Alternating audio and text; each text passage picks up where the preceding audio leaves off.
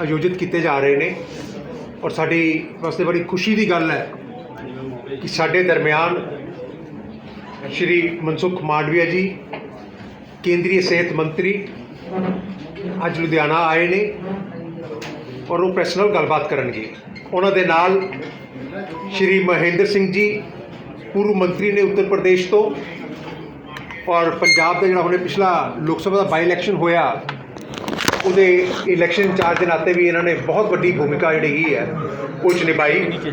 मेरे नाल बैठे ने मेरे लुधियाना के जिला अध्यक्ष रजनीश तिमान जी और परले पासे श्री जीवन गुप्ता जी साडे प्रदेश के महामंत्री और राकेश राठौर जी साडे प्रदेश के उपाध्यक्ष ने और मेरे नाल इधर पवन टिंकू जी साडे लुधियाना जाति जिला है वो अध्यक्ष ने। सो मैं हुण तुहाडे और मनसुख मांडविया जी के बहुता ना रहिंदे होए मैं बेनती करांगा मनसुख भाई जी नूं कि वो अपनी गलबात अगे रखें।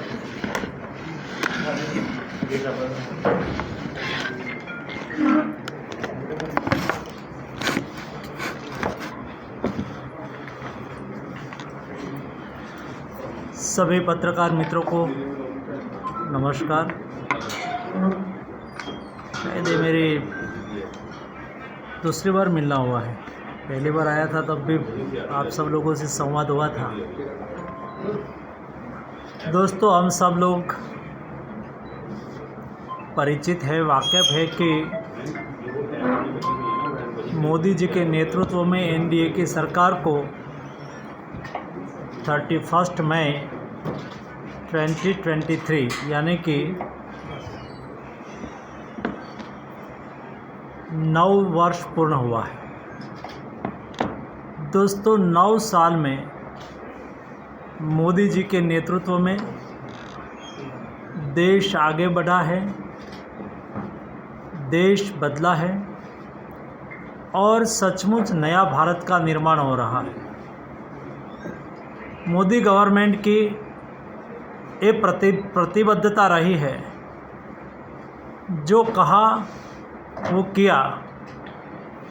और मोदी जी ने जब 2014 में ओथ लिया था उस वक्त कहा था कि मेरी सरकार गरीब, शोषित, वंचित और पीड़ितों के प्रति समर्पित रहेगी। देश में सभी को सामाजिक न्याय मिलेगा। इस बात को चरितार्थ करते हुए मोदी जी ने देश में सार्वजनिक तौर पर जो योजना का इम्प्लीमेंटेशन किया वो योजना सैचुरेशन मोड में जनता को उसका लाभ मिला।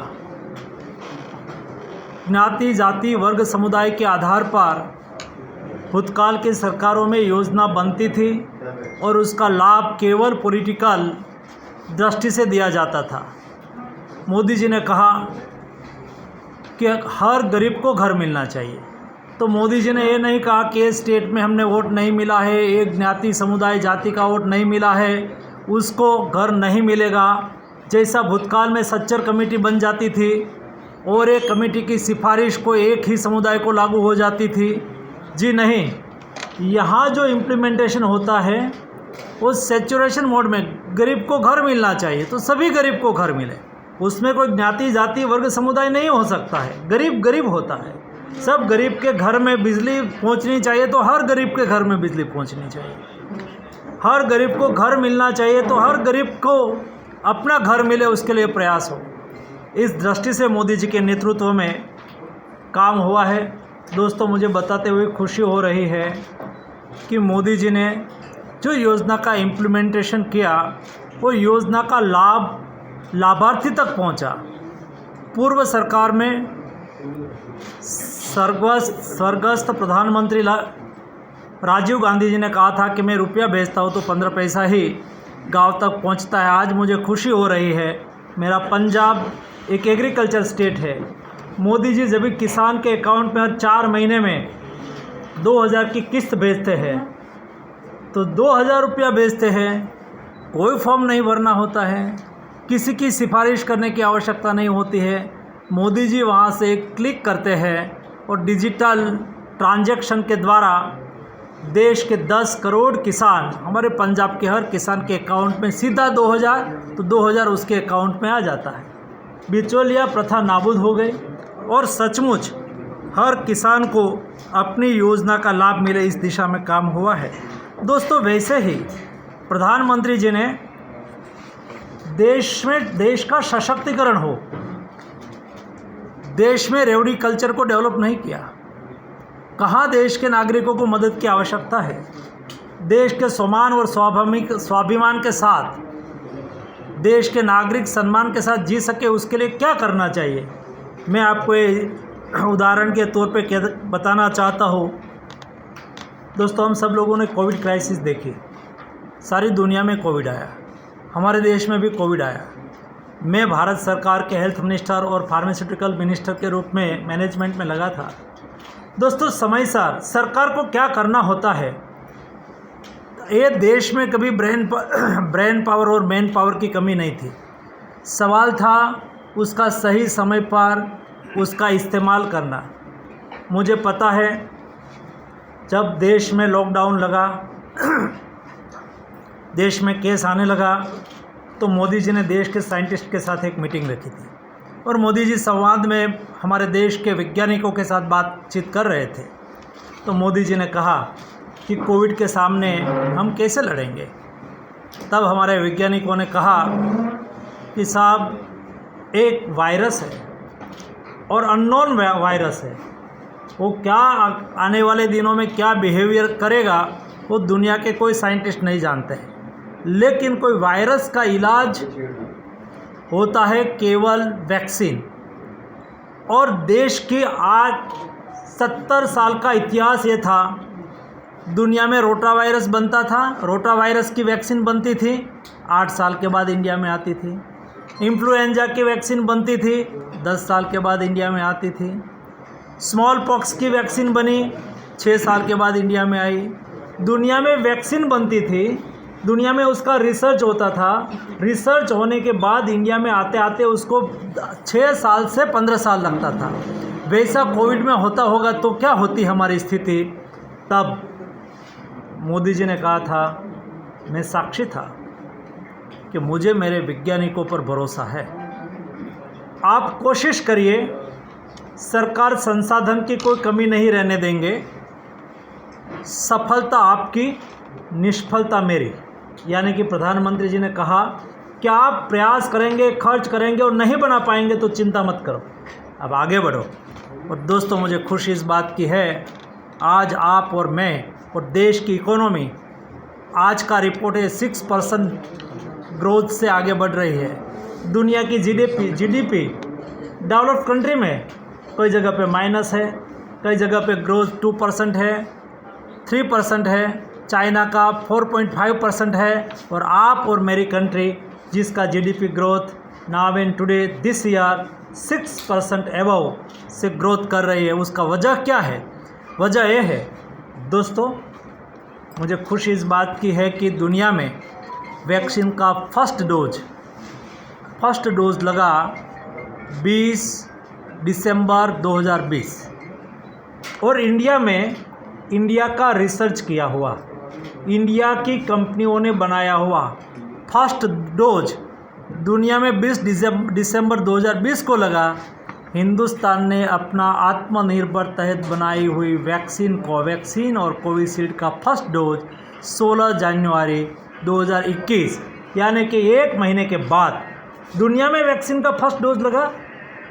उसके बराबर 1 महीने के बाद इंडियन रिसर्च, इंडियन मैन्युफैक्चरिंग किया हुआ फर्स्ट डोज इंडिया में लग गया।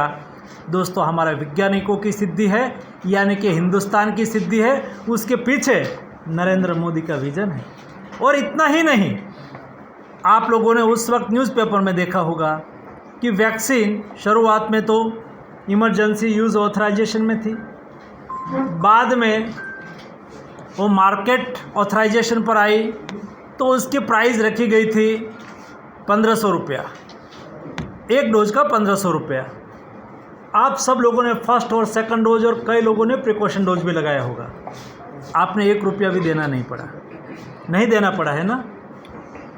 220 करोड़ डोज लगाने वाला विश्व का कोई देश है तो उसका नाम हिंदुस्तान है, जिन्होंने 220 करोड़ डोज 97% पॉपुलेशन को वैक्सीनेटेड करके कोविड के सामने एक सफलतापूर्वक लड़ाई लड़ी।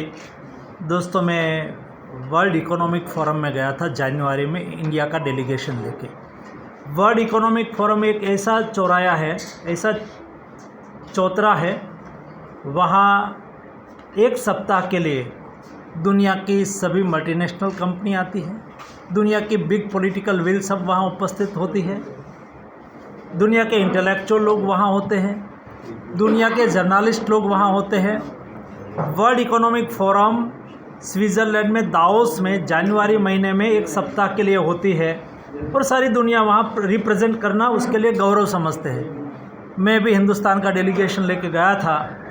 मुझे खुशी तब हुई, बिल गेट्स दुनिया के बड़े व्यक्ति के रूप में माने जाते हैं, 2-3 कंट्री का वर्थ हो इतना ही अपने स्वयं का वर्थ है। वो मुझे मिला, मीटिंग तय हुई, वो आए मिलने के लिए। तो स्वाभाविक, हम तो भारतीय नागरिक हैं, खड़ा होते हैं। हमारी भारतीय परंपरा के अनुसार मैं उसको बाहर लेने के लिए गया, उसके साथ शेक हैंड किया तो उसका पहला सेंटेंस था, congratulations India, you have done good Covid management and vaccination drive. ये बिल गेट्स का शब्द था। इतना ही नहीं, सारी दुनिया ने, एक समय था, मैं भारत का 3 बार प्रतिनिधित्व कर चुका हूँ वर्ल्ड इकोनॉमिक फोरम में, तो वहाँ बड़े लोगों को मिलने के लिए हम अपॉइंटमेंट मांगते थे। हमें सभी को अपॉइंटमेंट फिक्स करनी होती है तो ऑनलाइन अपॉइंटमेंट मांगते थे। इस बार लास्ट जनवरी में दोस्तों, ये देश का गौरव और दुनिया की देश के प्रति अपेक्षा कितनी बड़ी है, मुझे एक भी अपॉइंटमेंट नहीं मांगनी पड़ी। सब लोग इंडिया की अपॉइंटमेंट मांग रहे थे, मनसुख मांडविया की नहीं, इंडिया की, क्योंकि हम इंडिया को रिप्रेजेंट करते हैं। तो देश दुनिया में एक गौरवपूर्ण स्थान प्राप्त कर रहे हैं। दुनिया की अपेक्षा इंडिया के प्रति बनी है। यूक्रेन और रशिया के बीच में युद्ध हो गया, दुनिया के पास फूड ग्रेन नहीं थे और फूड क्राइसिस हो गई। तो वर्ल्ड इकोनॉमिक फोरम में डिस्कस होता था, सब लोग इंडिया को कॉन्ग्रेचुलेट करते थे कि इंडिया इतना बड़ा देश, 1.3 बिलियन पॉपुलेशन, यानी कि 130 करोड़ की जनसंख्या, हमारे लिए तो आत्मनिर्भर है ही, लेकिन हम दुनिया को भी फूड ग्रेन एक्सपोर्ट करके दुनिया को मदद करते हैं। ये हमारे किसान की समृद्धि और किसान लक्ष्य नीति का एक परिणाम है। एमएसपी बढ़ाने की आवश्यकता हो, सरकार ने आज तक किसान के नाम पे बात बहुत हुई, गरीब के नाम पे बात बहुत हुई। 1971 में इंदिरा जी ने नारा दिया था, गरीबी हटाओ। 52 ईयर्स, 133 दिन तक कांग्रेस ने शासन किया। 52 साल 133 दिन तक कांग्रेस ने शासन किया, गरीबी नहीं हटी, गरीब हटता गया, चुनाव में नारा में ही गरीब रह गया। दोस्तों, ये सामाजिक सशक्तिकरण नहीं कहा जाता है। सामाजिक सशक्तिकरण ये कहा जाता है कि हर गरीब को भी सम्मानपूर्वक जीने का अधिकार मिले, यानी कि सारी सुविधा जीवन जीने की उसके यहाँ उपलब्ध हो। दोस्तों, इसलिए ही देश के गरीब परिवार को सम्मान और स्वाभिमान से वो कब जी पाएंगे? उसको अपना घर होना चाहिए। आज़ादी के बाद 5 करोड़ परिवार के पास अपना घर ना हो तो बहुत बड़ी दुखद बाबत है। मोदी जी ने मिशन मोड में कार्यक्रम चलाया और मुझे बताते हुए खुशी हो रही है कि 3.5 करोड़ लोगों को अपना स्वयं का घर मिल गया है और सभी को सैचुरेशन मोड, सभी को, मोदी जी ने कहा सभी को घर मिलना चाहिए। दोस्तों, जब रेड फोर्ट से प्रधानमंत्री जी ने कहा कि मैं टॉयलेट बनाऊंगा, तो पार्लियामेंट में कई लोग टिक्का टिप्पणी कर रहे थे कि मोदी रेड फोर्ट से बोलने के लिए कई मुद्दा होता है, वो टॉयलेट की बात कर रहे हैं। दोस्तों, ये देश की संस्कृति और देश की मेरी बहन बेटी का इज्जत का सवाल है। हम सब लोग जो गांव की बैकग्राउंड से आने वाले लोग हैं उसको पता होता है, बहन दिन में उसके घर में टॉयलेट नहीं होता है तो दिन में वो टॉयलेट नहीं जा सकती, उसको रात को टॉयलेट जाना पड़ता है। और रात को रास्ते के साइड में उसको टॉयलेट जाना हो, फिर कोई व्हीकल आए, बहन बेचारी खड़ी होगी, उसका इज्जत का सवाल होता है। मोदी जी ने तय किया कि मैं मेरी हर बहन को इज्जत कर दूंगा और मिशन मोड में कार्यक्रम चलाया गया और देश में लगभग 12.25 करोड़ इज्जत घर बना। आज देश में एक भी फैमिली ऐसा नहीं है जो घर बनाना चाहे और सरकार ने उसको ना बना दिया। वो छोटी बात नहीं, 11.72 करोड़ घर बना के, इज्जत घर बना के, यानी कि टॉयलेट बनाने का अभियान यहाँ मोदी जी ने एक गरीब परिवार की महिला की भी इज्जत का ख्याल रखा और आकाश में वैज्ञानिक टेक्नोलॉजी का, साइंटिफिक टेक्नोलॉजी का यूज़ करके सैटेलाइट गिराने की टेक्नोलॉजी भी देश में डेवलप हो, उसके दिशा में भी काम किया। उस सरकार की विकास लक्ष्य नीति और प्रजालक्षी नीति का ये परिणाम है। वैसा ही दोस्तों, पहले ग्रामीण इलाकों में 39%, 40% समझो ना, 40% घर में टॉयलेट था, आज 100% घर में टॉयलेट है। वैसा ही आज़ादी के बाद हर घर में नल होना चाहिए कि नहीं होना चाहिए। टैप से शुद्ध पीने का पानी हम देश को डेवलप्ड कंट्री बनाना चाहते हैं, तो डेवलप्ड कंट्री की जो प्राथमिक ज़रूरियात होती है, कोई भी डेवलप्ड कंट्री में जाके आओ तो उसमें 3 चीज़ कॉमन होती है।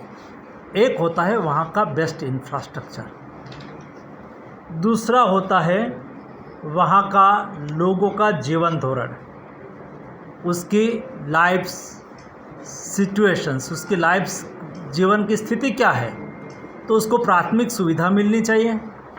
और दूसरा, देश में बेस्ट इंफ्रास्ट्रक्चर होना चाहिए। दोस्तों, छोटी छोटी चीज़ों को आज़ादी के बाद केवल राजनीति और सत्ता कारण की वजह से उसको उपेक्षित किया गया। हर घर को शुद्ध नल से जल मिले, उसके लिए जल जीवन मिशन चलाया और आज 12 करोड़ फैमिली देश में कुल मिला के 25 करोड़ फैमिली है। तो कई लोगों के पास पहले टैप वाटर होंगे और 12 करोड़ फैमिली तक उसको और एक्सटेंड किया गया। देश में हर घर में नल मिले। 2025 के पहले ये अभियान को पूरा करना है। दोस्तों, ये सब व्यवस्थाएं है ना, वो समाज जीवन में बहुत बड़ा बदलाव करती है। हमें शुद्ध जल की बात करते हैं तो मैं हेल्थ मिनिस्टर और शुद्ध जल वो हेल्थ के साथ जुड़ जाता है। आपको शुद्ध ड्रिंकिंग वाटर मिलता है तो आपकी सेहत के लिए वो फ़ायदेमंद होते हैं। तो एक होलिस्टिक हेल्थ अप्रोच के लिए भी ये उपयोगी होता है। मुझे बराबर याद है, मैं जब 20 साल पहले विधायक हुआ करता था और विधायक था, उस वक्त मुझे गैस सिलेंडर चाहिए था। तो गैस सिलेंडर का लंबा वेटिंग लिस्ट था। तो मैंने एजेंसी को पूछा कि भाई मुझे कब मिलेगा, तो उन्होंने कहा विधायक जी ऐसी तो कोई सुविधा नहीं है, आपको अभी 2 साल लगेगी। तो मैंने कहा मुझे तो चाहिए। तो उन्होंने कहा कि एमपी साहब के पास 36 पासेज होता है और आप तो विधायक है, एमपी के पास जाके एक कोटा लेके आओ तो आपको मिल जाएगा। तो मैं विधायक एमपी साहब के पास गया और उन्होंने उसके कोटे में से मुझे एक गैस सिलेंडर, गैस का कनेक्शन के लिए कोटा में से एक पास दिया था। एक इतना लंबा चौड़ा एक पास कूपन जैसा आता था, तो ये लेके मैं गया था। दोस्तों, समय बदला है। आज मोदी जी ने 9.5 करोड़ फैमिली को गैस का सिलेंडर, हर गरीब व्यक्ति को मुफ्त गैस का सिलेंडर के लिए कोई खर्च नहीं। वो कभी कल्पना नहीं की थी कि एक गरीब परिवार के यहाँ उसके घर में गैस से चूल्हा जलेगा। उस तो लकड़ी से ही चूल्हा जलाना चाहे उसकी ये जिम्मेवारी ही हो। और साइंटिफिक रीज़न ऐसा कहता है कि जब एक दिन में चूल्हा जलता है और उसमें से धुआं निकलता है और उससे आँख में धुआं जाता है, महिलाओं को कैटरेक्ट होता है, मोतियाबिंद होता है, उसका ऑपरेशन करना पड़ता है। 200 सिगारेट से जितना धुआं निकलता है, इतना धुआं एक दिन में लकड़ी से चूल्हा जलाने से निकलता है। उसकी चिंता किसी को तो करनी चाहिए भाई। केवल राजनीति वोट के लिए ही होती है क्या? वोट मिल गया भूल गया, ऐसा नहीं होना चाहिए। जनता जनार्दन के जीवन में एक सकारात्मक बदलाव के लिए मोदी जी ने जो कार्यक्रम चलाया, दोस्तों कोविड में हमने दूसरी एक घटना देखी। हमारी जो संपदा, हमारी क्षमता है ना, उसका उपयोग हम कैसे कर सकते हैं, हमारी क्या क्षमता है। हमारी सभ्यता है, हेल्थ देश के लिए कभी कॉमर्स नहीं है, हमारे लिए हेल्थ है, सेवा है। ये देश में सेवा करना, एक दूसरे को मदद करना हमारा स्वभाव है।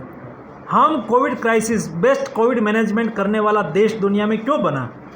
देखो, मैं उस वक्त सारी दुनिया के साथ मीटिंग करता था और दुनिया के हेल्थ मिनिस्टर मुझे बताते थे कि हमारे देश में लॉकडाउन के खिलाफ एजिटेशन चल रहा है, हमारे देश में डॉक्टर ड्यूटी पर नहीं आ रहे हैं, हमारे देश में नर्स ड्यूटी पर नहीं आ रही है।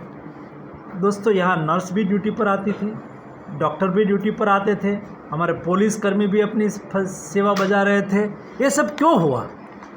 और उस वक्त मैंने जब पार्लियामेंट में, राज्यसभा में एक कोविड के दरमियान लंबी चर्चा हुई थी कि कोविड मैनेजमेंट पर चर्चा करनी है, ऐसा विपक्ष ने डिमांड किया, तो मैंने स्वीकार किया कि चर्चा कर सकते। उसकी रिप्लाई में मैंने कहा कि आप लोग हमारी हंसी उड़ाते थे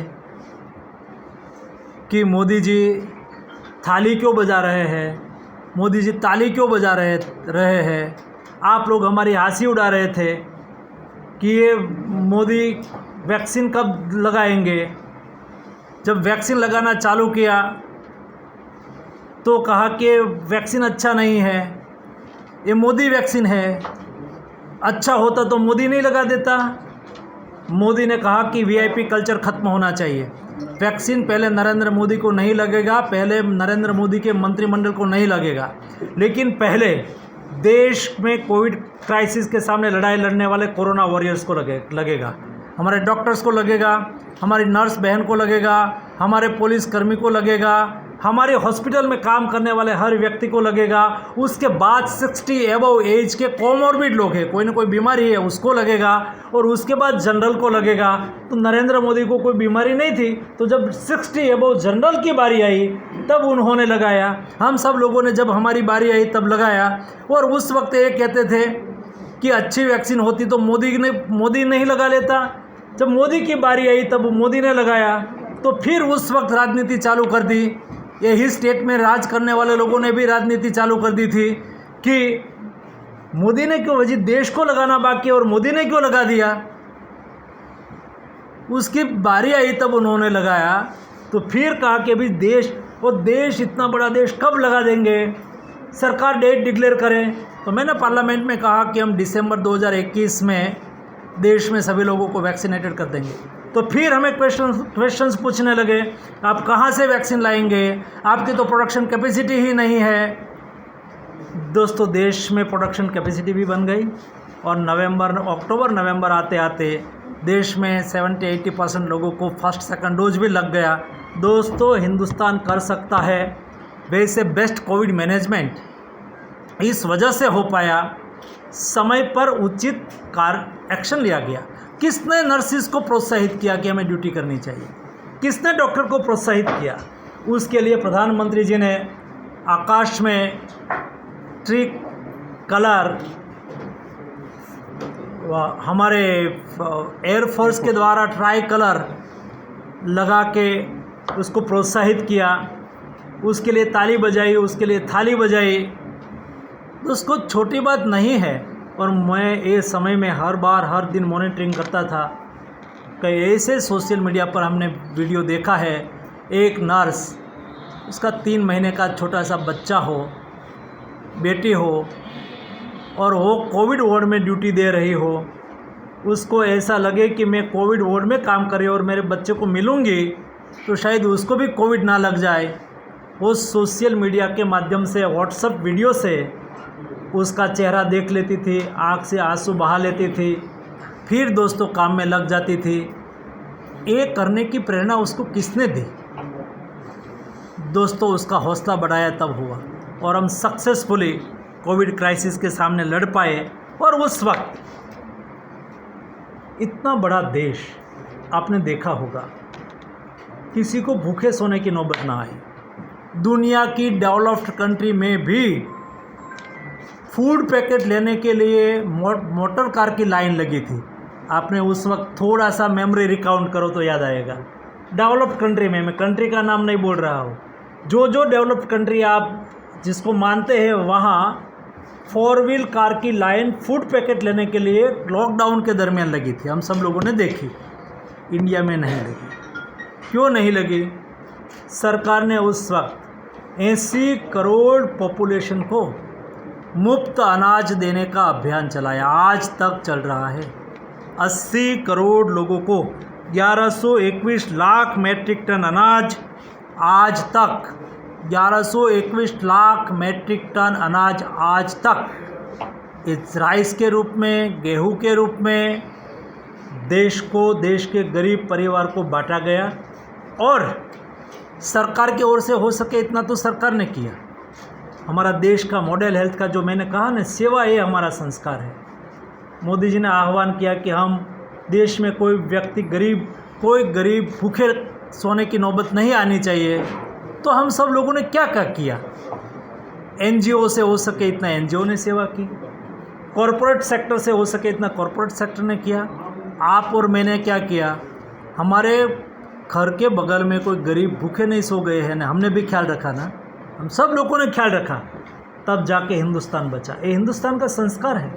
ये संस्कार को थोड़ा सा ही इंसिस्ट किया तो हमने उसका आउटपुट देखा। दोस्तों, यही मोदी जी का नेतृत्व की विशेषता रही है। और वैसे ही दोस्तों देश आगे बढ़ता जा रहा है। वैसा ही जब बीमारी कभी किसी को पूछ के नहीं आती, वो गरीब के यहाँ भी आती है और अमीर के यहाँ भी आती है। लेकिन कोई अमीर के यहाँ बीमारी आ जाती है तो उसके जेब में पैसा होता है, उसके घर में गाड़ी होती है, तुरंत ही गाड़ी लेके वो अस्पताल चले जाएंगे। डॉक्टर साहब कहेंगे कि उसको हार्ट का ऑपरेशन करना पड़ेगा या तो वाल्व का ऑपरेशन करना पड़ेगा, 5 लाख खर्च आएगा। तो वो क्या बोलेगा? कहेगा चिंता मत करो, ऑपरेशन तुरंत ही करो, ठीक हो जाएंगे ना। डॉक्टर साहब कहेंगे ठीक हो जाएंगे।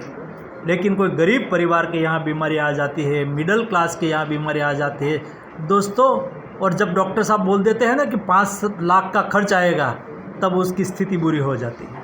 5 लाख उसके जेब में नहीं होता है। दिन का कमाई के दिन का खाने वाले लोग, महीने की सैलरी 10,000 15,000 रुपया हो, 10-15,000 रुपया से घर चलाने वाले लोग के पास बचत नहीं होती है। उसके बच्चे पढ़ते हैं, उसका बेटे बेटी की शादी की तैयारी करने के लिए वो छोटी छोटी बचत करते हैं। और ऐसी बचत करके पैसा इकट्ठा करते हैं और वो जब खर्च की नौबत आ जाती है तब वो कोई शाहूकार के पास जाना पड़ता है उसको। और देश में हर साल 56 लाख लोग, 56 lakh family below poverty line के नीचे इसलिए चली जाती थी कि उसके यहाँ कोई बड़ी बीमारी आ गई और खर्च हो गया तो बेचारा गरीब हो गया।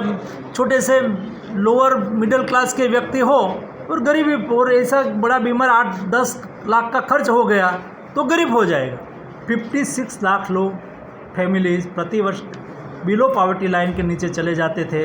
दोस्तों, आयुष्मान भारत योजना आपने आज से ओबामा के शासनकाल में, जो आप पत्रकारिता से जुड़े हुए लोग हैं तो आपको रीडिंग में आया होगा, ओबामा ने अमेरिका में 10 करोड़ अमेरिकन लोगों के लिए एक हेल्थ सिक्योरिटी स्कीम निकाली थी और वो 10 करोड़ लोगों को हेल्थ सिक्योरिटी देती थी। अमेरिका में और दुनिया में उसकी बहुत वाहवाही हुई। आज मोदी जी ने 12 करोड़ फैमिली, एक फैमिली में 5 लोग होते हैं, 60 करोड़ लोगों के लिए 5 लाख तक का मुफ्त इलाज की व्यवस्था करके देश की विश्व की सबसे बड़ी हेल्थ सिक्योरिटी स्कीम चलाई है। उसका लाभ लोग ले सके, उसके लिए हर व्यक्ति के यहाँ प्रयास किया जा रहा है। 22,000 से अधिक हॉस्पिटल इस योजना के साथ जुड़ी हुई है। हॉस्पिटल में एक कियोस्क लगा हुआ है, वहाँ जाके कहेंगे, या तो ये अस्पताल में कोई गया हो और उसको ऑपरेशन करने की नौबत आई हो तो डॉक्टर साहब कहेंगे जाओ सामने कियोस्क लगा हो, वहाँ जाके पूछ के आओ आप आयुष्मान भारत योजना के लाभार्थी है कि नहीं। वहाँ जाएंगे तो तुरंत ही ऐसा करके उसको कार्ड बना के दे देंगे और कहेंगे ले कार्ड डॉक्टर साहब को बता दो, आपका 5 लाख का मुफ्त इलाज हो जाएंगे। दोस्तों, आज 5 लाख का मुफ्त इलाज सारे देश में उसका इम्प्लीमेंटेशन हो रहा है। पंजाब की जनता को भी उसका लाभ मिल रहा है। आज तक 6 करोड़ लाभार्थी ने 2018 से 2023 तक 6 करोड़ लाभार्थी ने आयुष्मान भारत योजना का लाभ लेके अपना स्वास्थ्य को सुनिश्चित किया है। वैसा ही हेल्थ को एश्योर करने के लिए मैं फार्मास्यूटिकल विभाग का मिनिस्टर हूँ। दोस्तों, मुझे आपको बताना है, योजना बनाना एक बात होती है, लेकिन योजना का सही इम्प्लीमेंटेशन आउटपुट देता है। मैं 2016 में मिनिस्टर बना। 2008 की यूपीए की गवर्नमेंट ने हर डिस्ट्रिक्ट में एक सस्ते दर में मेडिसिन मिले उसके लिए जनऔषधि केंद्र चालू करने के लिए योजना बनाई थी 2008 में। मैं मंत्री बना 2016 में। 8 साल के बाद देश में 75 जनऔषधि स्टोर बना था। उसमें 50 टाइप की मेडिसिन मिलती थी और प्रति वर्ष 50 करोड़ का खर्च होता था। 50 करोड़ का खर्च होता था। 75 जनऔषधि केंद्र चलते थे, उसमें 50 टाइप की मेडिसिन मिलती थी और बंद हो रहे थे। मैं जूनियर मंत्री बना था, राज्य मंत्री बना था, तो मैं मोदी जी को मिलने गया। तो मोदी जी ने मुझे कहा कि एक सेवा का कार्य है आपके विभाग में, आप उसको करो तो जनता की सेवा होगी। और दोस्तों, जनऔषधि केंद्र को आगे बढ़ाने के लिए मैंने मिशन मोड में काम किया। आज मुझे बताते हुए खुशी हो रही है कि देश में 9,500 जनऔषधि केंद्र है। हमारे पंजाब में भी 250 से अधिक जनऔषधि केंद्र हैं, पंजाब में भी है। और आपको भी मेरी रिक्वेस्ट है कि कभी आपके परिवार के लिए मेडिसिन लेने की आवश्यकता हुई हो तो आप जनऔषधि केंद्र पर जाइए। मैं भी आज यहाँ जनऔषधि केंद्र की मुलाकात पर जा रहा हूँ। ये जनऔषधि केंद्र पर आपको सस्ती दवा मिलेगी, क्वालिटी मेडिसिन मिलेगी। आज 1200 से अधिक टाइप की मेडिसिन जनऔषधि केंद्र पर उपलब्ध है। 150 से अधिक मेडिकल डिवाइस वहाँ पर उपलब्ध है। देश की हमारी महिलाओं के लिए मेंस्ट्रुअल हाइजीन के लिए, उसके मासिक धर्म की स्थिति में सैनिटरी पैड की कीमत मार्केट में 4 पैड लेने जाते तो 50, 55, 56 रुपये जितनी कॉस्ट होती है। मोदी जी ने तय किया कि हर मेरी गांव की गरीब महिलाओं को भी अपने सैनिटरी पैड का उपयोग करने की सुविधा हो, इसलिए 1 रुपये में एक सैनिटरी पैड जनऔषधि केंद्र पर मिलता है। और आज तक 35 करोड़ सैनिटरी पैड की बिक्री जनऔषधि केंद्र पर हुई है। हर दिन डेली आप शांति से सुनेंगे तो फ़ायदा ये होगा पीछे वाले लोगों को। आप उसमें बताइए, जितना नहीं बताइए ये तो ठीक है, लेकिन नॉलेज आपका अवश्य बढ़ेगा। मैं जो आपको बता रहा हूँ परफेक्ट इन्फॉर्मेशन है। ये आप शायद कोई जगह पे पढ़ने जाएंगे तो नहीं मिलेगी। ये इन्फॉर्मेशन आपको दैनिक दिन आपकी रिपोर्टिंग में भी उपयोगी होगी। डेली 10 लाख से 15 लाख लोग जनऔषधि केंद्र की विजिट करते हैं। और देश के मध्यम वर्ग, गरीबों को चौक्कस वर्ग के लिए निश्चित नहीं है, जिसको भी जो भी लोग वहाँ जाते हैं वहाँ जनऔषधि केंद्र पर उसको सस्ती दवाएं मिलती है। आप भी उसका अवश्य उपयोग करिए। वैसा ही दोस्तों, मैं भारत सरकार का फर्टिलाइज़र मिनिस्टर हूँ, खाद्य मंत्री हूँ। और सशक्तिकरण किसको कहा जाता है उसका मैं उत्तम उदाहरण देना चाहता हूँ आप लोगों को, क्योंकि पंजाब एग्रीकल्चर से जुड़ा हुआ राज्य है। यूक्रेन और रशिया का युद्ध हुआ, देश में 800 लाख मैट्रिक टन खाद की ज़रूरत है। 800 से 850 लाख मैट्रिक टन खाद की ज़रूरत है। उसमें से 500 लाख, 450 से 500 लाख मैट्रिक टन खाद इंडिया में बनता है। 350 लाख से 400 लाख मैट्रिक टन खाद हमें इंपोर्ट करनी पड़ती है। यानी कि दुनिया में सबसे ज़्यादा यूरिया और डीएपी इंपोर्ट करने वाला कोई देश है तो उसका नाम भारत है। क्योंकि हमारा देश भी बड़ा है तो हम खाद 50% खाद फर्टिलाइज़र इंपोर्ट पर हम डिपेंडेंट थे। उसकी लड़ाई हो गई। अभी पोटाश देश में नहीं, मिनरल्स मिलता ही नहीं है देश में, तो हमें पोटाश खाद के लिए ज़रूरी है, इंपोर्ट करना पड़ता है। वो इंपोर्ट होता है बेलारूस से, रशिया से, वहाँ से यहाँ लाने की दिक्कत हो गई। उस वक्त लॉकडाउन था और कोविड था, तो कोविड की वजह से हमारे पोर्ट पे मूवमेंट भी नहीं हो रही थी, शिप को लैंडिंग होने की परमिशन नहीं मिल रही थी, दुनिया में युद्ध की स्थिति हो गई, तो वहाँ खाद का उत्पादन भी रिस्ट्रिक्टेड हो गया। अमेरिका ने सैंक्शन लगा दिया, तो पेमेंट करना भी मुश्किल हो गया। तो हमारी खाद की प्राइस, डीएपी की प्राइस बढ़ के 900, जो सामान्यतः $250-300 होती है, वो बढ़ के हो गई $950। 300-350 होती है, वो बढ़ के $950 हो गए। यानी कि एक बैग डीएपी की उसकी कीमत हो गई 4,000 रुपया। एक बैग डीएपी किसान को यूज़ करना है तो उसकी कीमत हो गई 4,000 रुपया। एक बैग यूरिया का यूज़ करना है तो उसकी कीमत हो गई 3,500 रुपया। दोनों की कीमत इतनी बढ़ गई और सरकार ने बजट में 1.25 लाख करोड़ रुपया की सब्सिडी निश्चित की थी। तो मैं मोदी जी के पास गया कि प्रधानमंत्री जी, खाद की कीमत इतनी बढ़ गई है, एक डीएपी की बैग पर 2,500 रुपया सब्सिडी देने की नौबत आ गई। किसान को हम 1,350 रुपया में देते हैं, लेकिन उसकी कीमत हो गई 4,000 रुपया, तो हमें एक बैग पर 2,500 रुपया सब्सिडी देने की नौबत आ गई। हम यूरिया की एक बैग 266 रुपये में देते हैं किसान को, लेकिन उसकी कीमत हो गई 3,500 रुपया, तो एक बैग पर 3,200 रुपये की सब्सिडी देने की नौबत आ गई और सब्सिडी की जो सरकार ने ग्रांट की थी वो ख़त्म हो गई। तो मैं मोदी जी के पास गया कि प्रधानमंत्री जी, मुझे खाद की कीमत बढ़ाने की इजाज़त दो। तब मोदी जी ने मुझे कहा था कि 2 बात ध्यान में रखो भाई, एक किसान देश के लोगों का पेट भरता है, वो अन्नदाता है, और उसको उसकी जेब में बोझ नहीं डालना है। आप 2 चीज़ एश्योर करो। तो एज ए मिनिस्टर मेरी जिम्मेवारी थी। प्रधानमंत्री जी ने मुझे कहा कि एक, फर्टिलाइज़र की प्राइस नहीं बढ़ानी है, और दूसरा, देश में फर्टिलाइज़र की क्राइसिस नहीं होनी चाहिए। दोस्तों, दुनिया में फर्टिलाइज़र रेशन में मिलने लगा। जैसा हमारे यहाँ गरीब लोग रेशन कार्ड लेके जाते हैं चीनी लेने के लिए, शुगर लेने के लिए, वैसा दुनिया की स्थिति हो गई।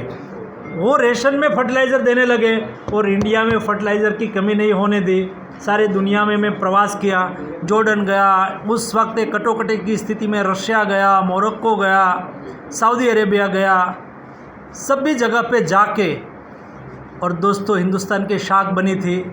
उन्होंने प्रायोरिटी के बेस पर हिंदुस्तान को फर्टिलाइज़र दिया। हमने 200-2,500 रुपया एक बैग पर सब्सिडी दिया। 2.5 लाख करोड़ रुपया की सब्सिडी एक वर्ष में, लास्ट ईयर 2.5 लाख करोड़ रुपया फर्टिलाइज़र के पीछे भारत सरकार ने सब्सिडी दी। हम हिसाब किताब करें तो 1 हेक्टर में 18,000 रुपया हुआ। 18,000 रुपये 1 हेक्टर पर सब्सिडी दी, लेकिन किसान के लिए खाद की प्राइस नहीं बढ़ाई, किसान को फर्टिलाइज़र की कमी महसूस नहीं होने दी, और देश के किसानों को अपनी आवश्यकता के अनुसार फर्टिलाइज़र उपलब्ध कराया। दोस्तों, ये सरकार की प्रतिबद्धता कही जाती है।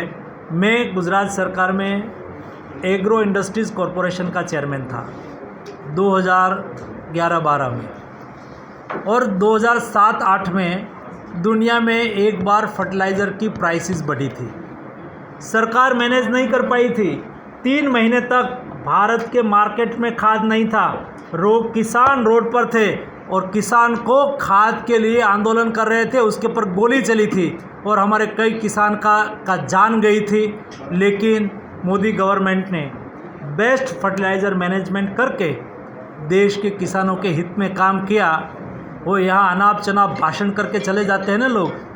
किसी के घर में पत्थर फेंक देना बहुत आसान होता है, लेकिन करके दिखाना बहुत मुश्किल होता है। जो विपरीत परिस्थिति में दोस्तों मोदी जी ने करके दिखाया, ये सत्य कथा है जो मैंने आपके सामने रखा। मोदी जी ने कभी सामाजिक तुष्टीकरण नहीं किया। उन्होंने सभी समाज के लिए, गरीब के लिए भी काम किया, तो व्यापारियों के लिए भी काम किया, किसानों के लिए भी काम किया। हमारे SC ST OBC, हमारे OBC रिजर्वेशन तो उन्होंने दे दिया था, लेकिन उसको कॉन्स्टिट्यूशनल प्रावधान नहीं था। ये मोदी गवर्नमेंट ने, हम लोगों ने पार्लियामेंट में OBC आरक्षण को कॉन्स्टिट्यूशनल प्रावधान की श्रेणी में लाए, ये मोदी गवर्नमेंट ने किया। वैसा ही SC ST OBC के रिजर्वेशन को नुकसान ना हो, उसका रिजर्वेशन यथास्थिति में रहे। लेकिन जो रिजर्वेशन में जो सोसाइटी नहीं है, उसमें भी एक गरीब क्लास है, उसकी भी चिंता करनी चाहिए। तो इकोनॉमिकल वीकर सेक्शन के लिए भी मोदी जी ने 10% आरक्षण का प्रावधान करके कई ऐसे गरीब परिवार के बच्चे जो उड़ना चाहते थे, अपने कैरियर को बनाना चाहते थे, उसको भी अपनी कैरियर बनाने का अवसर मोदी जी ने EWS रिजर्वेशन के तहत दिया। छोटी छोटी बात बहुत मायना करती है।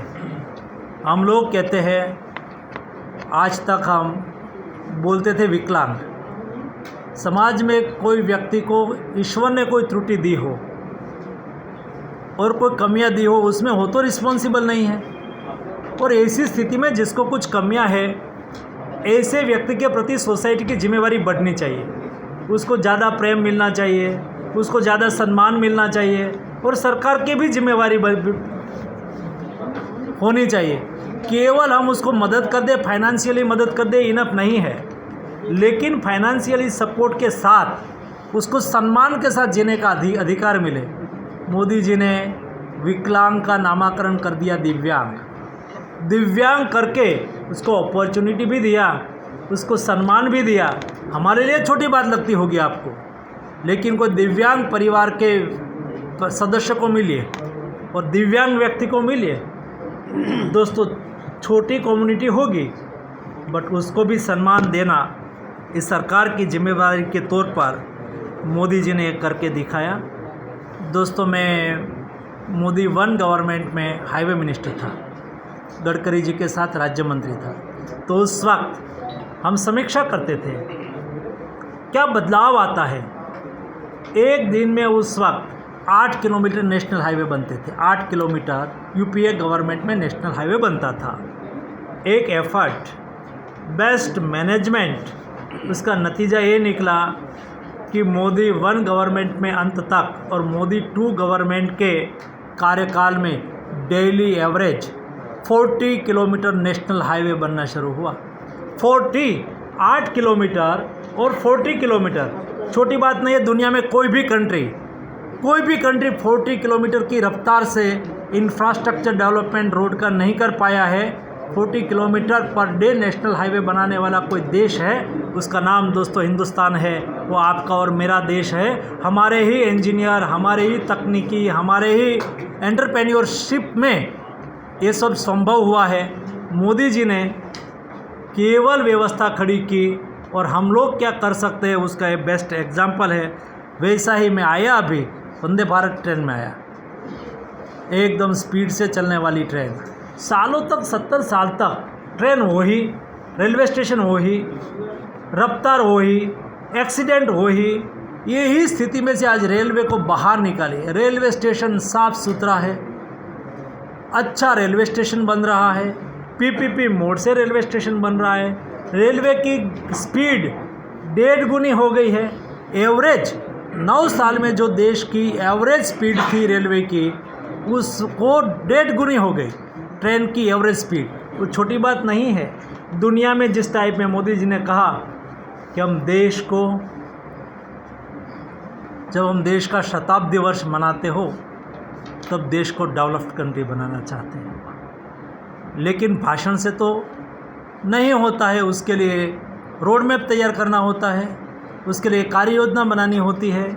भाषण हुआ था भूतकाल में, मुझे याद आ रहा है, सम्माननीय राजीव गांधी जी देश के प्रधानमंत्री थे, और उन्होंने उस वक्त सोचा, अच्छा सोचा, उसमें कोई बुराई नहीं, उन्होंने उस वक्त नारा दिया था। जब मेरी एज वाले लोग हैं और मेरे से एबो वाले हैं 50-60 वाले, उसको पता होगा उस वक्त नारा चला था 1985 में, हम देश को 21st सेंचुरी में ले जाएंगे।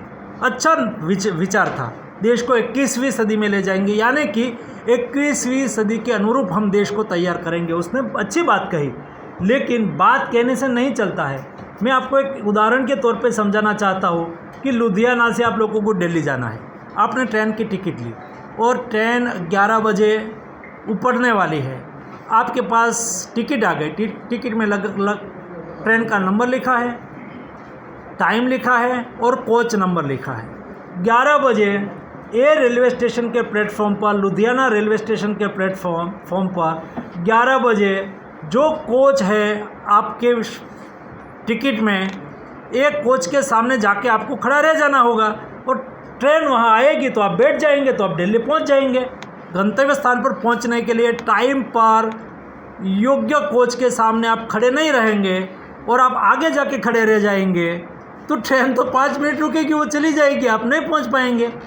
हुआ ऐसा, 21 की सदी में देश को ले जाना है, वो नारा चलता रहा और 21 की सदी के अनुरूप व्यवहार नहीं बन पाया, कार्य योजना बन नहीं पाई, यानी कि 21वीं सदी की ट्रेन तो उसके टाइम पे आ गई, लेकिन हम ट्रेन के स्थान पर नहीं पहुंच पाए। तो एक अवसर हमने गवा दिया 1985 में, जो 21वीं सदी का भारत बनाने की बात हुई, हम नहीं कर पाए। और अभी मोदी जी ने संकल्प के साथ कार्य योजना बनाई कि हम देश का शताब्दी वर्ष मनाते हो तब, यानी कि देश आज़ादी का 100 वर्ष मनाते हो तब देश डेवलप्ड कंट्री होना चाहिए। डेवलप्ड कंट्री होने के लिए रोड मैप क्या होना चाहिए? तो 25 साल का रोड मैप, अमृत काल का रोड मैप। प्रधानमंत्री जी ने, जब कोविड चल रहा था, हम सब लोग लॉकडाउन में थे, तब हम भारत सरकार के मंत्री बैठे नहीं थे। मोदी जी ने हम सब लोगों को, देश की कई संस्थाओं को एक काम पे लगाया था। सब मिनिस्ट्री अपना अपना रोड मैप तय कर रही थी कि 25 साल में हम कैसे प्रोग्रेस करेंगे। Attention please, attention please. धीरे से लाइट आती जाती रहती है, हमारा अटेंशन है। तो लॉकडाउन के दरमियान मैं हेल्थ मिनिस्टर हूँ, तो 25 साल में हमारा देश का हेल्थ सेक्टर को क्या ले जाना है, उसके लिए क्या करना चाहिए, कौन से साल में, 1 साल में कितना करना चाहिए, 2 साल में कितना करना चाहिए, 3 साल में कितना करना चाहिए, 25 साल में क्या क्या करना चाहिए, उसका सारा रोड मैप हमने कई संस्थाओं के साथ, इंटरनेशनल संस्थाओं के साथ, लोक संवाद के साथ इतनी एक्सरसाइज करके 25 साल का रोड मैप बना दिया। तो अभी कोई भी सरकार आएगी, रोड मैप तैयार है। सरकार कोई भी आएगी, ट्रेन अपनी पटरी पर चलती है ना, क्योंकि पटरी लग गई है तो उसको चलना ही है। सरकार आती जाती रहती है, ट्रेन बदलती रहती है, लेकिन पटरी वही है ना। हमने रोड मैप तय कर दिया है 25 साल का। ये 25 साल को देश को डेवलप्ड कंट्री बनाना है। और कोई भी सरकार आएगी तो सोचे कि देश को डेवलप्ड कंट्री बनाना है, तो उसके लिए रोड मैप तैयार है, उसके पर चलने लगो। दोस्तों, 25 साल का रोड मैप मोदी जी ने कोविड क्राइसिस के दरमियान बना के तैयार कर दिया है। मुझे लगता है कि अभी मेरे पास बोलने के लिए तो बहुत कुछ है, लेकिन पीछे थकावट लगती है। फिर एक बार आऊँगा तो फिर आपको बताऊँगा, आप चाहेंगे तो। एक मिनट। तो फिर भविष्य में भी आपके साथ जुड़ा रहूँगा। वैसे भी पार्टी की व्यवस्था की दृष्टि से यहाँ मेरी ड्यूटी लगी हुई है, तो चुनाव तक आता रहूँगा। मेरी अपेक्षा है कि आप सब लोगों का मेरी पार्टी, मोदी सरकार, उसके लिए सकारात्मक सहकार मिले।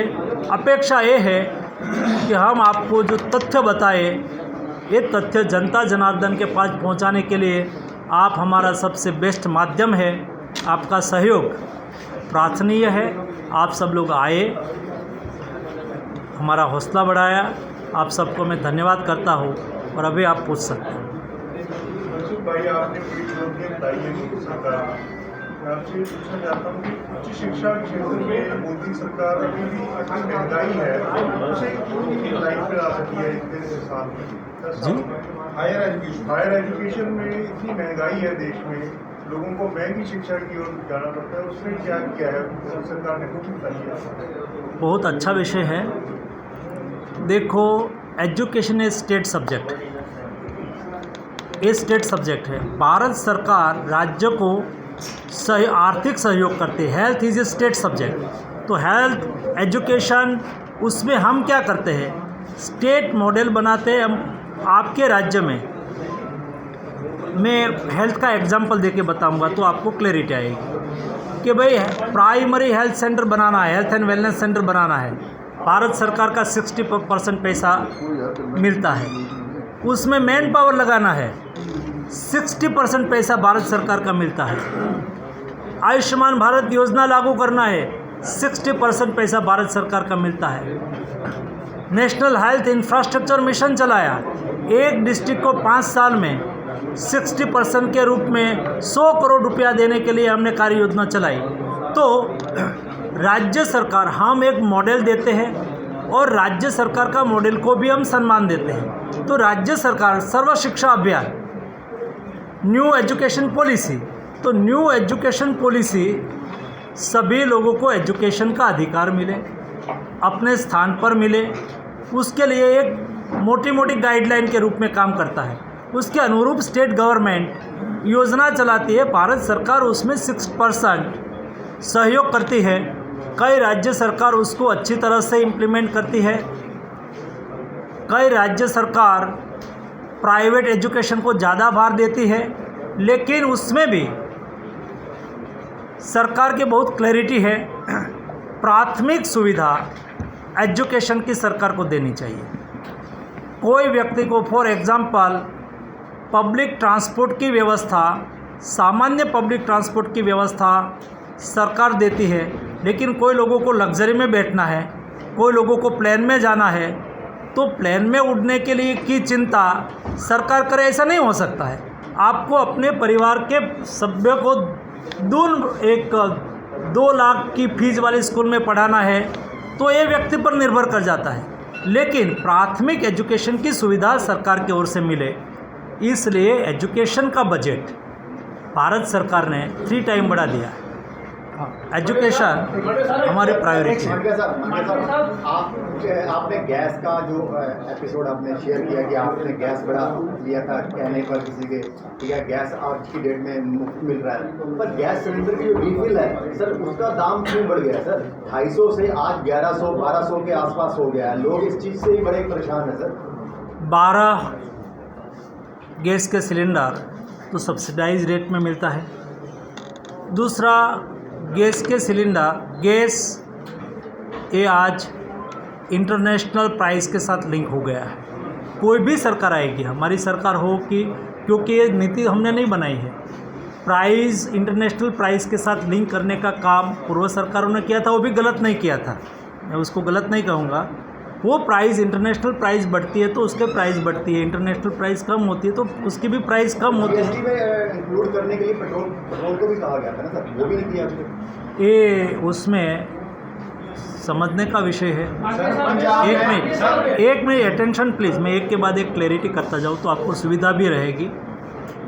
कोई डिसीज़न पेट्रोलियम प्रोडक्ट को, यानी कि डीजल, पेट्रोल, उसको जीएसटी में लाने के लिए जीएसटी काउंसिल डिसीज़न करती है।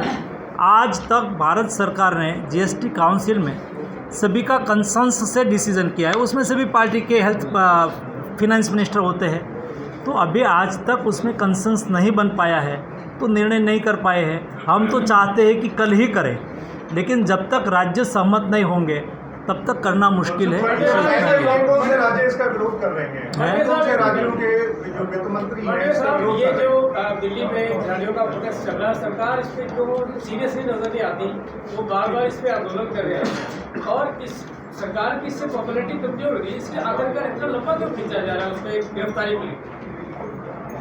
बहुत अब तो किसानों ने भी कर दिया है इसमें सहयोग देने का, तो सरकार की उसमें फैसला। देखो, सरकार का काम है फॉर एग्ज़ाम्पल वहाँ से डिमांड आई कि एफआईआर करो, सरकार ने एफआईआर की, पुलिस उसकी तपास कर रही है और तपास में जो आएगा, डिमांड रखने का सभी का अधिकार है, मांग कर सकते हैं, जस्टिस के लिए अपनी बात रख सकते हैं। सरकार की जिम्मेवारी है कि उसके ऊपर कार्यवाही करे। तो कार्यवाही की पहली डिमांड ये थी कि आप एफआईआर करो, तो उसके सामने एफआईआर हो गई, पुलिस उसमें तो उसकी तपास कर रही है।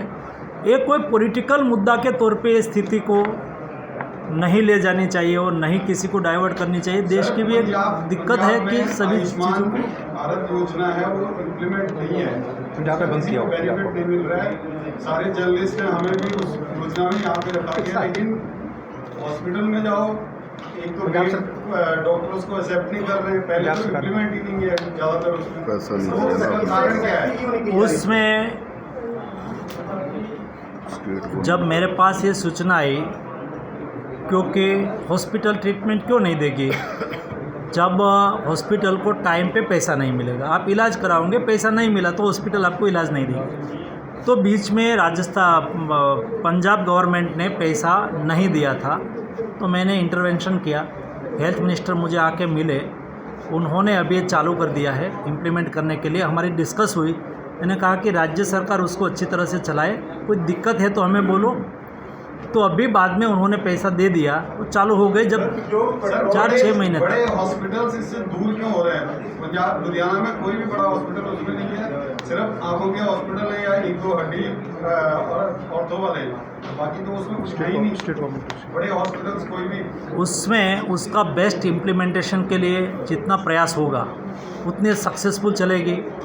मैंने सब हॉस्पिटल से मीटिंग की और उसमें जो जो कमियां उसको मुझे दिखी, वो कमियां को भी अभी दुरुस्त कर दिया है। अभी जाके आयुष्मान भारत योजना से इम्प्लीमेंटेशन के साथ जुड़ी हुई हॉस्पिटल को मिली है, वो बदल देखेंगे। पहले लाभार्थी का लिस्ट सुनिश्चित नहीं था, दुरुस्त हो गया। सॉफ्टवेयर में कोई बदल करना था, क्योंकि अनुभव के आधार पर कई चीज़ ऐड करनी चाहिए होती है, वो हो गया। तीसरा, पैकेज कम था तो पैकेज भी बढ़ाया गया। चौथा, भारत सरकार ने ऑटो मोड में कर दिया कि जैसा स्टेट गवर्नमेंट पैसा डालेगी, भारत सरकार का पैसा ऑटोमेटिक आ जाएगा। उसमें भी मैं बदल कर रहा हूँ कि बैंक में स्टेट गवर्नमेंट बैंक को ही जिम्मेवारी दे दे पेमेंट करने की। पहले वो इंश्योरेंस मोड में था, तो कंपनी इंश्योरेंस लेती थी और इंश्योरेंस कंपनी तो क्या करेगी, उसको पैसा बचाने की कोशिश करेगी, तो वो उसको अच्छी तरह से कोई ना कोई क्वेरी निकाल के केस को वापस करती थी। तो हमने इंश्योरेंस मोड से उसको ट्रस्ट मोड में ला दिया। ट्रस्ट मोड यानी कि राज्य सरकार और स्टेट गवर्नमेंट मिलके ही उसका इम्प्लीमेंटेशन करे, कोई इंश्योरेंस कंपनी की आवश्यकता नहीं है, वही चेक कर ले और उसको कर दे। तो ये भी सुनिश्चित कर दिया, ज़्यादातर स्टेट उसमें जुड़ गया है, पंजाब भी जुड़ गया है उसमें। तो ट्रस्ट मोड से उसका इम्प्लीमेंटेशन होना सुनिश्चित कर दिया है। अभी बदल हो चुका है, अभी आप जाएंगे तो, और डेली 3 से 4 न्यू हॉस्पिटल डेली जुड़ने लगी। अच्छा सर, पंजाब के मुख्यमंत्री को आपने Z+ सिक्योरिटी देने की बात की, उन्होंने मना कर दिया। वो कह रहे कि मेरे लिए पंजाब पुलिस, सर वो कह रहे हैं कि पंजाब और दिल्ली में मुझे कोई खतरा नहीं है, और स्टेटों में अगर मैं जाता हूं उनका तो विषय मैं पॉलिटिकल विषय में नहीं पढ़ना चाहता हूँ। सरकार को लगा होगा, एक minute attention one by one please. Sir जिस तरह राहुल गांधी ने यूएस में कहा है कि जो सिख कम्युनिटी है वो इंडिया में सेफ नहीं है, क्योंकि उनसे सवाल पूछा गया था कि मुसलमान कम्युनिटी जो है वो इंडिया में सेफ नहीं है, लेकिन उन्होंने कहा कोई भी कम्युनिटी जो है वो सेफ नहीं है यहाँ पर। उसके बारे में आप क्या कहना चाहेंगे? राहुल गांधी को तो आप सब लोग जानते हैं, इसलिए मुझे कोई कहने की आवश्यकता नहीं। आपने जीडीपी की बात करी है कि जीडीपी इंडिया की सबसे ज़्यादा है, ठीक है, जीडीपी अच्छी है, अगर इंडिया ग्रो कर रहा है तो 9 साल में सर 2 बार नोटबंदी क्यों? कहाँ नोटबंदी हुई? पहले भी नोटबंदी होगी, अब 2000 में नोटबंदी होगी, आपको मिसअंडरस्टैंडिंग है। मैं वो भी क्लैरिफिकेशन दे दूं, लेकिन ऐसा नहीं है। वो आपने जो बंद करने का फैसला लिया है आरबीआई ने, एक मिनट, उसमें आपको कोई नुकसान हुआ? किसी को भी कोई नुकसान हुआ? आप जब क्वेश्चंस पूछ रहे हैं तो आप में भी क्लैरिटी होनी चाहिए। यहाँ से बैठे हुए किसी को एक 2000 की नोट इसलिए लाई गई थी उस वक्त जब नोटबंदी की गई उस वक्त करेंसी तुरंत ही चाहिए, तो 1000 रुपये की नोट बंद की और मार्केट में तुरंत ही करेंसी चाहिए, तो एक शॉर्ट टाइम, एक मिनट आपके समझ में आए इसलिए, बाकी आपने पॉलिटिकल क्वेश्चन पूछा है तो मैं उसका ऐसा भी जवाब दिया इसलिए। तो उस वक्त सरकार ने 2000 की नोट मार्केट में लाई, बाद में उसको फिर से छापी नहीं, लेकिन वो जाती गई बैंक में, वैसा वैसा उसको विड्रॉ होती रही। केवल 7% ही नोट जो छापी थी उसमें ही 7% नोट मार्केट में थी। तो सरकार ने कहा कि 4 महीने में सभी नोट्स रोटेट होके फिर बैंक में चली जाए, और उसके बाद तब तक वो स्टैंडर्ड, वो चार्टर्ड रहेगी, और 4 महीने के बाद उसका उपयोग बंद किया जाएगा। इसलिए नोट बंदी के रूप में उसको नहीं लागू कर सकते हैं, लेकिन नोट विड्रॉ करना हर सरकार के समय में, नोट एक उसका बहुत बड़ा मैकेनिज़्म है, एक इकोनॉमी है, ये होता रहता है, करना पड़ता है। लेकिन उसका हमारा समाज जीवन में कोई नेगेटिव इम्पैक्ट आया हो तो बताओ कि भाई आपने 2000 नोट की बंदी कर दी इसलिए मेरा इतना नुकसान हो गया, ऐसा कहा किसी के हुआ हो, न्यूज़ में आया हो? लेकिन लोग जो है बैंकों में जाकर इस समय काफी परेशान हो रहे हैं। बिल्कुल नहीं, बिल्कुल कोई जगह पे परेशान नहीं। हमारे पास रिकॉर्डिंग। अरे भाई जहाँ सभी जगह पे, ये तो आप जाके किसी का बना ले तो आपका अधिकार है, मैं रोक नहीं सकता। मैसेज, अरे भाई बैंकों में आप जाकर चेक कीजिए। एक तो हम जी जाके ऐसे कुछ अपने आप नहीं बनाते, जो वहाँ हो रहा है वही बनाते हैं। नहीं, ऐसा है, एक मिनट अपना सवाल करो। एक मिनट, सभी जगह पे किसी के स्थान पर 2000 के नोट नहीं लेना, ऐसी कोई डायरेक्शन नहीं। आप पेट्रोल पंप पर जाते होंगे 2000 के नोट ले लेंगे, आप कोई व्यवहार में उपयोग करेंगे 2000 के नोट स्टैंडर्ड के रूप में उपयोग हो रही है। कोई इंडिविजुअल किसी के जगह में किसी का गलत अनुभव हुआ होगा, लेकिन टोटल में ऐसा कुछ नहीं है। चलो, सबका बहुत बहुत धन्यवाद। मंत्री जी ने बरनाले पहुंचना है और उसके बाद शाम को फ्लाइट भी फड़नी है, इस करके तुम सारे आए, ਤੁਹਾਡਾ बहुत बहुत धन्यवाद। और ये बाद चाह का कप स्नैक्स के नाल जरूर लेके जाना प्लीज। Thank you. करने की बात की जा रही है।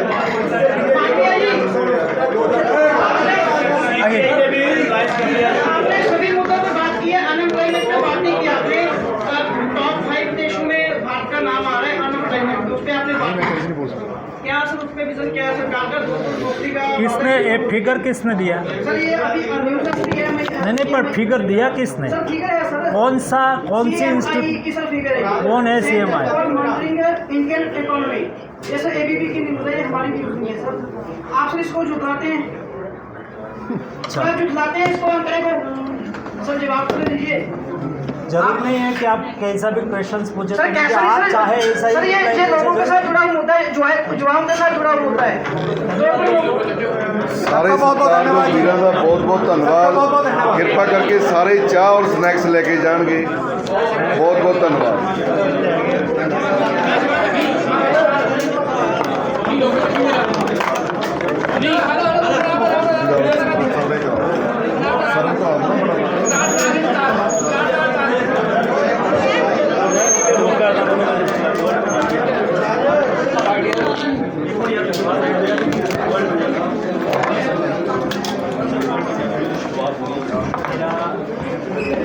पंजाब की मुलाकात